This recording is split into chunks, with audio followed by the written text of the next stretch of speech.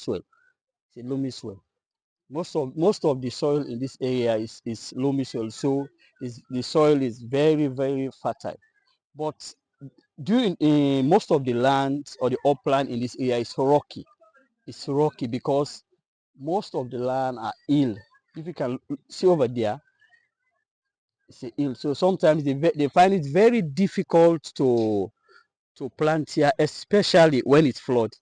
Because when it floods, the rain will wipe or sweep all of their plantation. At the end of the day, they will not benefit or harvest anything. So that's why they start to plant earlier in May. Maybe during the thick of the rainy season in July, August, they will have harvest some of their plantation, and they will continue to plant again. But like I said, this is one of the upland or dryland farming. Look over there, if you can see, he has just prepared his seed bed to plant another corn here. He said he run out of seed and he will later plant. Look over there.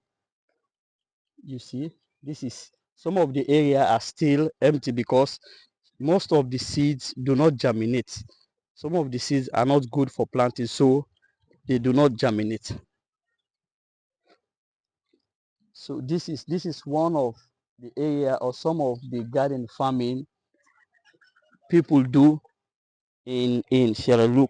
Look at this one. This is okra.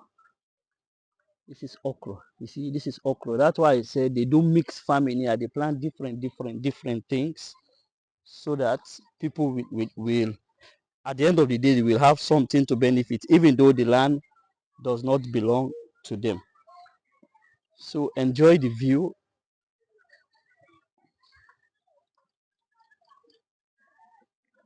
But according to the owner, he said his challenge in terms of security because look around, you can see houses all around.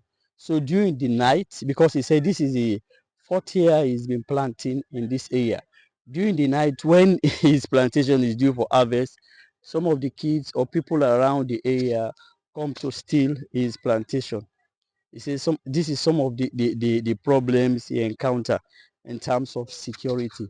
So that's why he is pleading to some of the community members to help him to secure this farm. At times, he said that after harvesting, he gives some of his harvest to some of the community members who help to secure the land for him. So this is why in Freetown or in the capital city, especially like I said, in the rural area, Waterloo, Rokel, Tumbo, there is no large scale farming.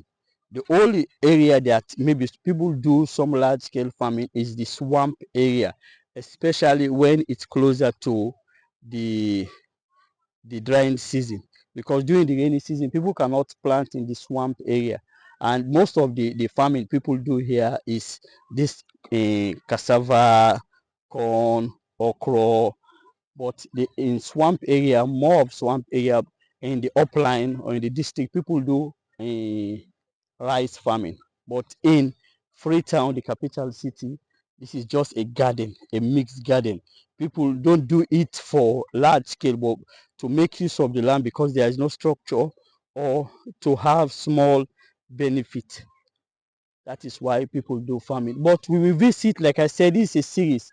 We will visit other upland to find out, to know some of their constraints, what they are going to, and why they are planting or why they are using the land for the main time. So that is what we are going to do. Please look around. You can see this, like I said, it's a rocky area, it's a mountain, and it's very, very difficult to plant. But still, people do a garden in this area. So follow us as we visit another area to find out more about what type of garden farming people do in Freetown. Thank you very much.